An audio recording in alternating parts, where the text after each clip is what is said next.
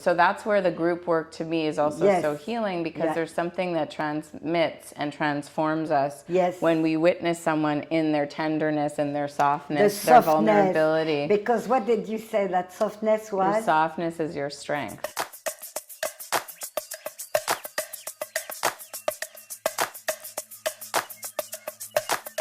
Today, our topic is going to be how to connect to your heart and raise your vibration. So my guest is a pro today about opening your heart, raising your vibration. She's a beautiful, gorgeous lady, very inspiring, so soft. I'm going to introduce you to her.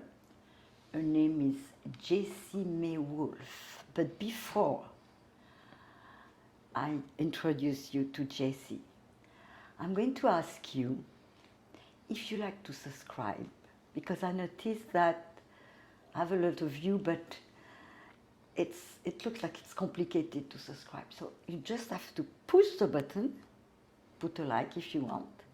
It's free, and this way you can share it with your friend, and this way I can be with inspiring people like Jessie and make more video every week, every month, travel through the world to share life of people. So, enough of me now. I am going to introduce you to Jessie May Wolf. Jessie! Hello. So nice. I'm so happy to be here with you. Yes. Yeah. Jessie lives in California, and I took advantage, like she was in Montreal in her family, and she was generous enough to accept my invitation. So Jessie, if I was asked to introduce you. Yes. Who is Jessie May? Yes. Well, it's a big question. I will say that I'm a lover of life. I love humans. I love connection. That's a big part of Human connection. That's right. When I heard the name of your show, I thought, wow, that's very aligned, because I really believe connection is our greatest currency, and I know we're going to talk about that. But I've always been someone who loved humans. I came from a big family, and I'm the eldest of 4, 2 sisters and my brother. And just always loved connecting and being in nature. I grew up in Montreal, but I definitely love to travel as well. So that's been a big part of my journey, and always very creative by nature. As a young child, I actually, when I was 4, I found out I had to wear glasses, and that was a sort of a big, it was definitely something that sort of struck me, or it was something that I had to take on. And it gave me extra insight and compassion and sensitivity, because I only wore them from age 4 through age 12. And it was really fascinating, because my eye doctor at the time, said he'd never seen the eyes correct themselves the way they did. And it was just this miracle that happened, where my eyes were able to heal themselves and allow me to see more clearly. And I feel like what wearing glasses did was really give me extra insight on just that sensitivity, because I was a really sort of spontaneous, enthusiastic, playful child who was curious and outgoing and fun. And I'll never forget an instance when I was young, at probably just maybe 8, 9, 10, and playing with some kids, and this one child was just very unkind and made a comment about 4 eyes. And I, when you're little, you don't realize, but it's like these comments. It hurt you. It can hurt. Yes. It really did. And I remember how much it stayed with me. And it gave me an extra sensitivity, though, for others. And I feel like it was definitely something I had, this sort of empath kind of sensitivity, which will bring us to full circle what I do now with the heart. But I really believe that experience of wearing glasses and just having that experience of being more sensitive shaped a lot of the way that I see, and we'll talk more about heart vision. And then growing up, I was always very creative. I traveled as soon as I could go and travel. I did. I went and lived in London. I studied communications with a minor in documentary film, then got into photography, design. Then when I went to London, I was working as a graphic designer at an art publishing company, Fiden. Wow. So that was a beautiful experience, and just being really creative and enjoying the creativity, working on creative projects. And then when I came back to Montreal, I ended up starting a clothing line, which was a lot of fun. I had a 6-year run of that, which was great. I had all my friends and sisters and people that would be part of it. And I do big fashion shows with dancing, and we just would have a great time. And I loved it until the real rat race of the industry, because it was, May is my middle name, so Jessie May kind of stayed as sort of my name, and that's what most people know me as. And it was Jessie May come out and play was kind of the vision I had. And so what kind of your fashion? What was it? I guess it was plenty of design. And, it was a lot of color, and I would always create the color palettes. So I loved creating these fun, colorful palettes, and it was all like pretty soft, sumptuous fabrics. So jersey knits and soft, stretchy wovens and sweaters. I would do alpaca and like cashmere dresses and fun, just very easy to wear, cozy, casual luxury, but easy and fun. So we'd have fun. Like I did a Desert Sun collection. I did a Northern Rhapsody collection. Like I remember these big, gorgeous, like a pumpkin color alpaca sweater with chunky buttons and like fun, easy to wear.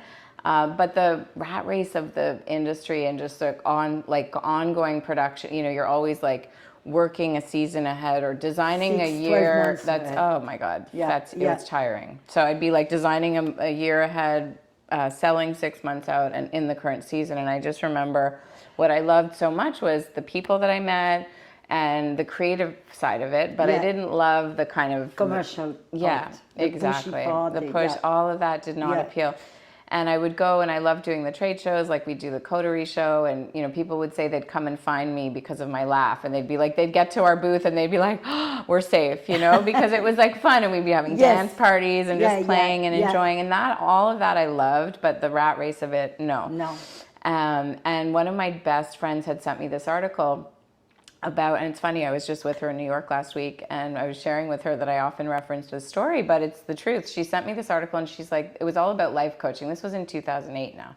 And she said, you know, you do this so naturally, like, wouldn't this be a cool career? And I was so in the throes of like Jessie May and the collection, and I was like, blah. But it just really, something struck me. It rang a bell. And it just, it really felt like familiar, and it was like, wow, I never realized this was even a career path. As a young child, I wanted to help others. I even thought of pursuing psychiatry and getting into like therapy and helping.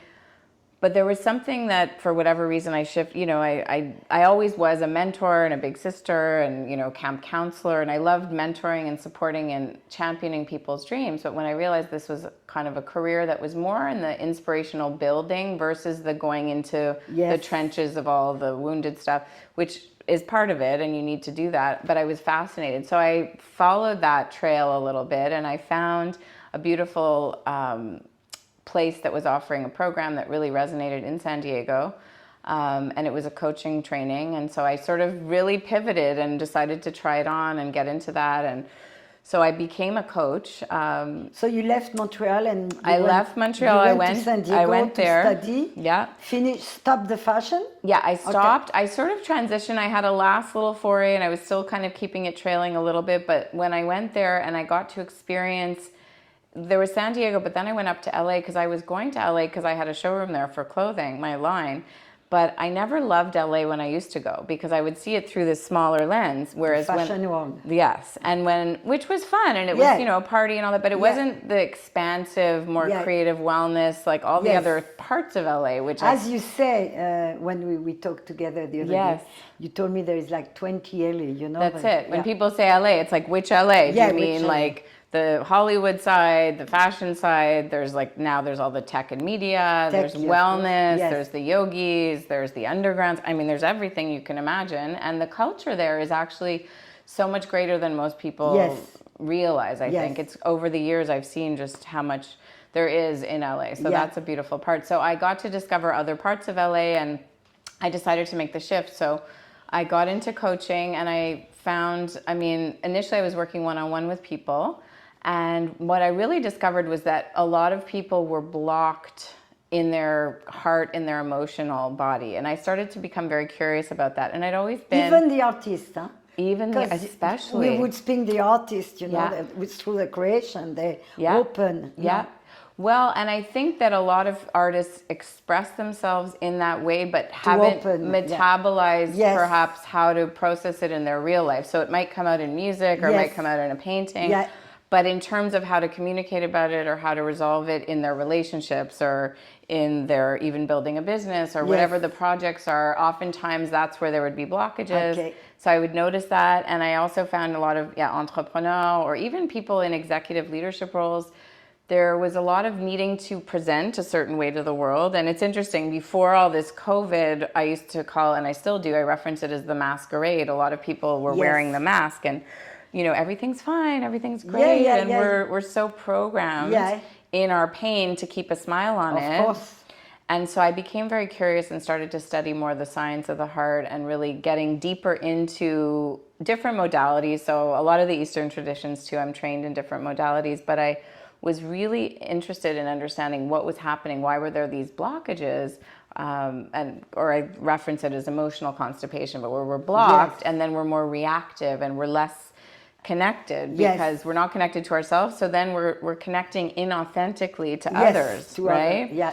Because we're not in flow, as I call it. So anyway, I'm sharing a lot, but this is sort of the big picture of what then brought me into coaching, moving to LA. And your company, you opened that 2012. 2012. And it's called? It's HeartRise. HeartRise. Yeah, Beautiful name, huh? thank you. HeartRise. Yeah. Élévation du cœur. Yeah, that's it. Yeah. And rise has a few meanings. Rise is also the radiant, integral, so it's integrated soul energy. So a lot of, you know, some people have an experience of soul or spirit, some don't. And even the word heart can be very confronting. Now people are more willing and open, especially after what we've all been through with COVID and the pandemic, which I feel brought a lot of the shadow up for us to look at, right? And there's just been so much pain that we've all been experiencing, and our nervous systems, our whole ecosystem, everything, the planet has definitely been through a big shakeup. And so connecting to the heart, I believe, has never been more important. It's the best thing, I think. And whatever you do when you're connected with your heart,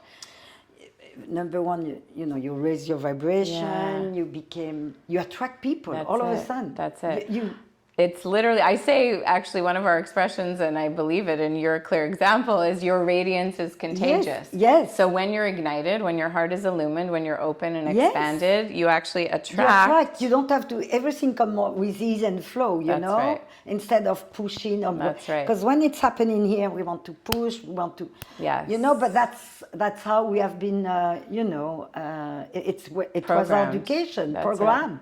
So now it's changing. Thank God. Yeah, thanks God. So tell us exactly what you do. Like you told me, you coach personally. Yes. And you coach groups. Yes. You love to coach groups I too. I do. Because of the connection. The connection piece. Well, that's what I found was so remarkable, was seeing how, because I love the one-on-one and I still do really enjoy the one-on-one work. But I found that something started to happen when you're in, and I facilitate in circles. So it's always circles. So it's not hierarchical. It's not like I'm at the front of the room or the class or it's because we're programmed in such a linear way, which is very much how the brain operates. It's hierarchy. It's, you know, better than, it's all on a measure, on a scale. Circle is flow, and it's fluid, and it's open, and it's connected, and it's balanced.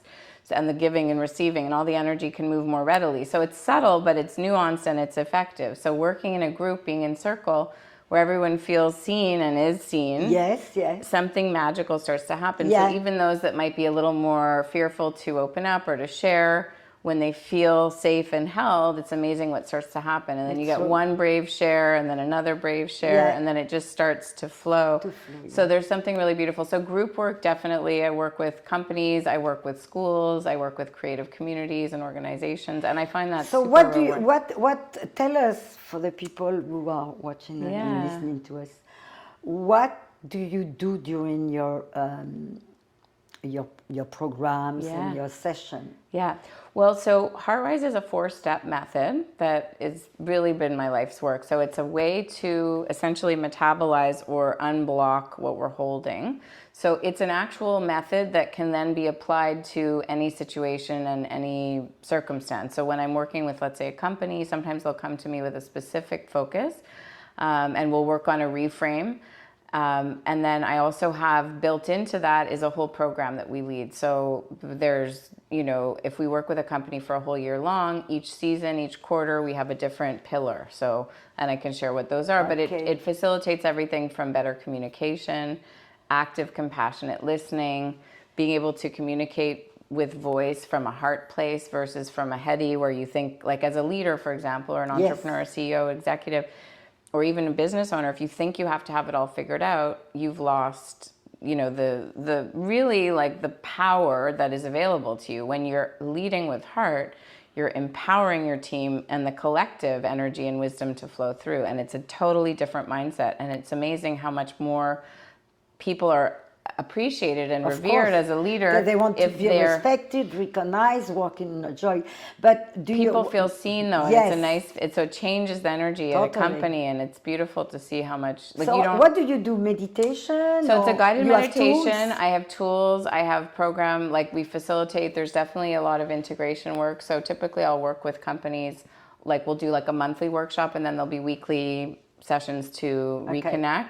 Now so much has been done on Zoom through the pandemic, which we were doing Zoom before, but it's become primarily now, which is quite remarkable. I still love the in-person. There's nothing that compares to sitting live. Oh, yeah, me too. Definitely, yeah. And it's still remarkable to be able to bring companies and teams together that are remote. So there's something really remarkable. So so there's a guided portion where we'll give people an experience just to drop in and connect, because often they'll come to the session whatever they're carrying, or overwhelmed, or strength, exactly, or rigid. And then the beauty is, by just connecting and opening to the heart, oftentimes whatever it is that we're doing, that we're working on, let's say in a corporate setting, will often translate in other ways. Like I'll give you an example. One of our clients, she's head of HR for this big company that was acquired, and they had a lot of stress at the workplace, so they brought us in to help with the merge and communication and bridging all the different ways of operating and different styles of work. And it really helped. But what she was most moved by is she said it was healing the relationship she had with her teenage daughter just by doing the heart work. So, sometimes you'll come at it thinking, oh, I need to work on this one thing, but the heart is connected to all things. And it comes from far, usually. But when we took the coffee together, you really, I was so moved by your story about this man who was coming back from the war. Oh, yes. The vet. Yes, the war vet. Yes. The war vet from Iraq. Tell us the story. Yeah. It's so beautiful. Yeah, thank you. I will. So I was invited to work with a men's group in LA. And it was actually a woman who knew my work, and she was in their administration. And this was a men's recovery center. And this was not like fancy Malibu shishi recovery. This was like down and out, like hardcore, like men often who had been, either dealt with like war vets or had been in serious circumstances. There were ex-cons. Like it could have been a situation where if I was in my head, I could have been fearful to say, no, this could be scary. Who knows when they get out, what's going to happen? But something in me, my heart, knew that this was a yes. And I took it on, and I volunteered my time. I worked with this group for 3 years, and I was able to get them a beautiful Buddhist recovery center through, I got them to donate the space. So we had their space every Friday morning. And it was this men's group, and we'd sit in circle, and I would guide them through. And every week I had a theme of the heart and a guided meditation, and they would all share, sort of like our traditional circles. And this one particular man who was a war vet from Iraq and had PTSD, he tried every kind of therapy. And he would sit in circle, and over the course of, it was 3 months that he was with me, and you just really could see the transformation of him connecting to his heart. And it was just so beautiful to witness. And the sad part was he had 4 children and a wife that he had been estranged from because he just couldn't recover. Like he was still in addiction and PTSD, and it was so devastating. But watching the transformation, and towards the end when he was really feeling much more strong, he brought me this, it was from his Wounded Warrior from one of their organizations for war veterans. And he gifted me this bracelet in front of the whole group of grown men sitting on the floor in circle at this Buddha center. And he just said, thank you for restoring my heart and giving my honor back. And it was like the most what a beautiful message. moment. And yes. I mean, there wasn't a dry eye. All the men were so moved. And just to feel these strong, amazing men that were, you know, physically, outwardly tough and strong. And who've been through so much, killing, being killed, whatever. Yeah, and being able to just feel that, and for them each to feel it. And again, in that witnessing, and we were talking about the group work, to feel that is so beautiful, to feel how it can really touch so many. Everyone was moved. So that's where the group work to me is also so healing, because there's something that transmits and transforms us when we witness someone in their tenderness and their softness, their vulnerability. Because what did you say that softness was? Your softness is your strength. Softness, listen to that. Softness is your strength. Like I used to say, vulnerability is being strong. And there is another phrase I love about currency or something. Oh yes, connection. This one's special for you. Connection is our greatest currency. Connection is our greatest currency. So it's great. So you love what you do. Yes, you're going.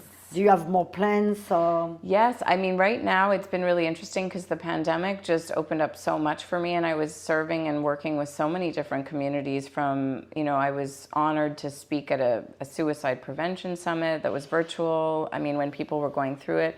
I love working with youth. That's actually been, there's some projects cooking around youth, because I really feel compelled to work with the next generation. And I, you know, right now I'm just honoring definitely the group work. I have a few creative projects, so I've been creating a little more space for more of the creation, because part of what can happen is we can always just take on more and more and more. And I think because right now this heart work is so important and people are more receptive to it, which is a beautiful thing, I'm also learning to be really discerning and to focus on the projects that light me up and that really inspire, so that I can reach more hearts. But it's such rewarding work. Fantastic. So you're doing a great job. So people can find you on Instagram on HeartRise. Yes. Yes, HeartRise Movement. Yeah. You should watch it. She has beautiful reels, message every day.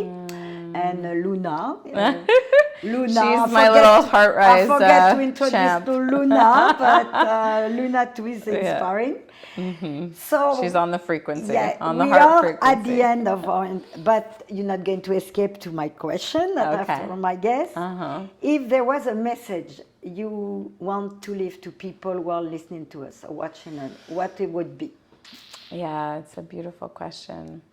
I would say that to build a relationship with your heart is the greatest thing you can do, and to establish that connection will help you to have self-trust, which I believe when we have self-trust, you remember your heart is your compass, and we are guided from an internal place that is even more powerful than what our busy mind will have us think. So your heart knows the way, and the more you can cultivate that connection, the stronger you'll be. Yeah, and I love it. Your heart is your compass. En français, votre cœur est la boussole. Beautiful message. Love it. So thank you, Jessie. Danny, thank you. You're such a beautiful heart. It is such an honor and a joy. I'm grateful to be connected. I'm so happy to have met you. Me too. It won't be the last No, one. I know. We see Lots, each other. lots in store. Yes. Okay. Aww, okay. Thank you. Aww. So I hope you like it, and have a nice day. Ciao.